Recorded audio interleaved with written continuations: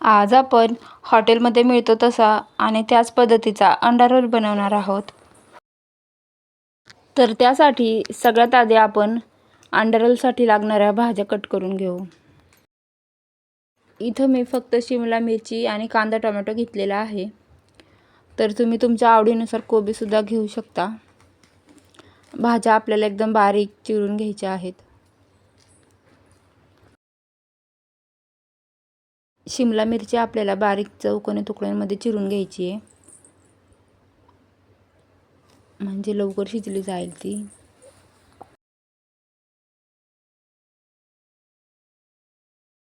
इथं एकच शिमला मिरची घेतलेली आहे मी. 2 ते 3 रोलसाठी एक शिमला मिरची पुरेशी होते. शिमला मिरची चिरून झाल्यानंतर आता आपण टोमॅटोसुद्धा चिरून घेऊ. टोमॅटो आपल्याला उभा चिरून घ्यायचा आहे.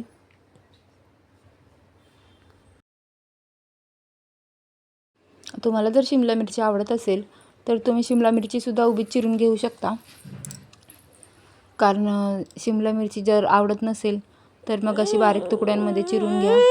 कारण बारीक अशी तुकड्यांमध्ये चिरलेली शिमला मिरचीचा जास्त समजणार नाही.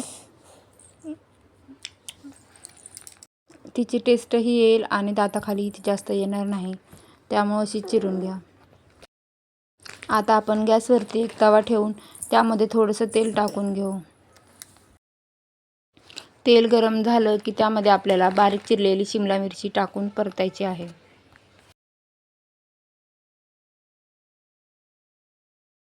शिमला मिरची आपल्याला तव्यामध्ये शिजवून घ्यायची आहे. 5 ते 7 मिनिट आपल्याला शिमला मिरची तव्यामध्ये परतायची आहे, म्हणजे ती कच्ची राहणार नाही आणि ती अशी दाताखाली करकरसुद्धा लागणार नाही.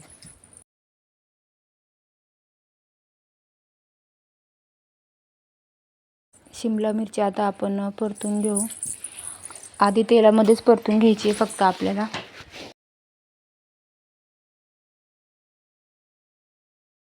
शिमला मिरची थोडीशी नरम व्हायला लागली की त्यामध्ये आपल्याला हळद, लाल तिखट आणि थोडंसं मीठ टाकून घ्यायचं आहे. हळद मीठ आपल्याला थोडं थोडं टाकायचं आहे शिमला मिरचीला चव येण्यासाठी. कारण आपण अंड फेटताना त्यामध्ये सुद्धा हळद मीठ आणि लाल तिखट टाकणार आहोत.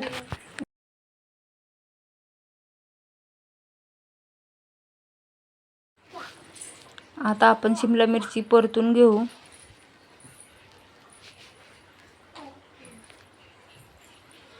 मिठाने शिमला मिरचीला पाणी सुटेल आणि ती शिजली जाईल.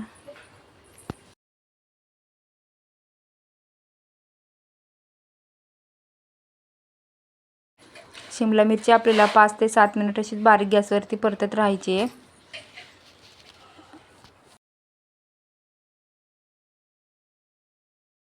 आता आपली शिमला मिरची नरम व्हायला लागलेली आहे. तुम्ही बघू शकता शिमला मिरचीला तेल सुटलेले आहे आणि ती शिजत आलेली आहे. आता 2 ते 3 मिनिटांमध्ये आपण शिमला मिरची गॅसवरतून काढून घेऊ.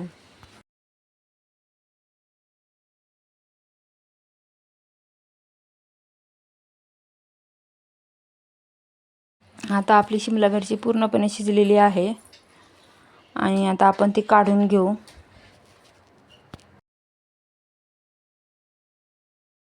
दुसरीकडे एका वाटीमध्ये आपल्याला एक अंडं फोडून घ्यायचं आहे आणि त्यामध्ये परत आपल्याला हळद, लाल तिखट आणि थोडंसं मीठ टाकायचं आहे. अंडं व्यवस्थितपणे आपल्याला फेटून घ्यायचं आहे.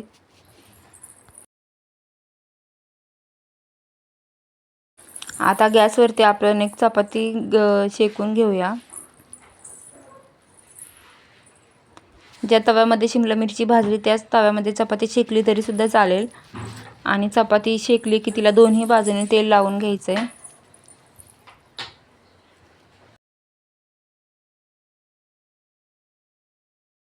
चपाती दोन्ही बाजूने पूर्ण भाजू द्यायची आणि दोन्ही बाजूने पूर्ण चपाती भाजून झाल्यानंतर आपल्याला फेटलेलं अंड त्या चपातीवरती पसरवून घ्यायचं आहे.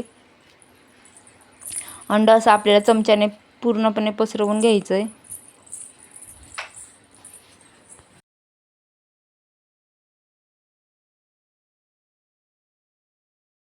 अंड असं सगळीकडे पसरवून झाल्यानंतर आपल्याला बारीक गॅसवरती ठेवायचं आहे,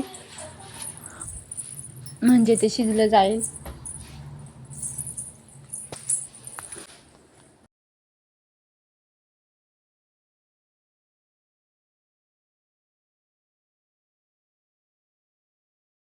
आता आपण पोळी पलटवून घेणार आहोत आणि एक्स्ट्राचं जे अंड आहे ते असं खाली टाकून द्यायचं, म्हणजे ते परत पुन्हा पोळीला चिटकेल.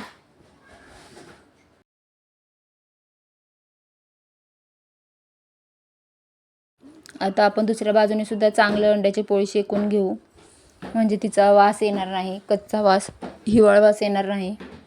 दोन्ही बाजूने आपल्याला अंड्याची पोळी व्यवस्थितपणे भाजून घ्यायची आहे.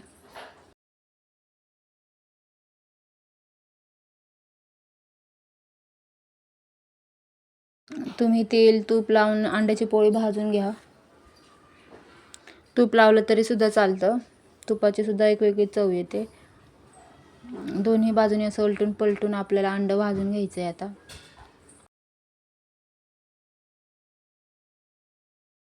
अंड्याची पोळी दोन्ही बाजूनी पूर्णपणे भाजली गेलेली आहे, तर आपण ती एका प्लेटमध्ये काढून घेऊ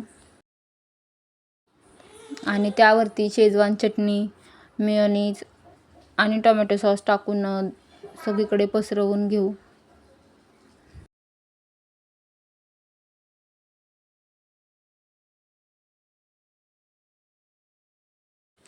चमच्याने आपल्याला हे सगळं पसरवून घ्यायचं आहे.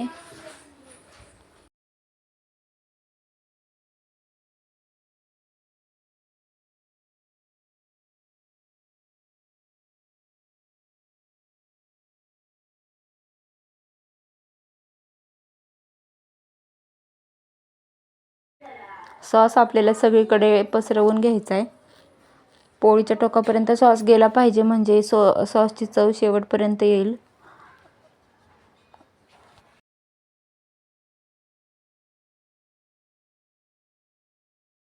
घरच्या घरीच आणि घरच्या मोजक्याच साहित्यात असा चवदार अंडा रोल सुद्धा बनवता येतो.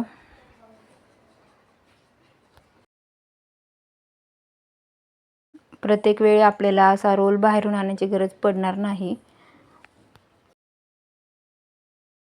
आता आपण शिमला मिरची पोळीवरती पसरवून घेऊ.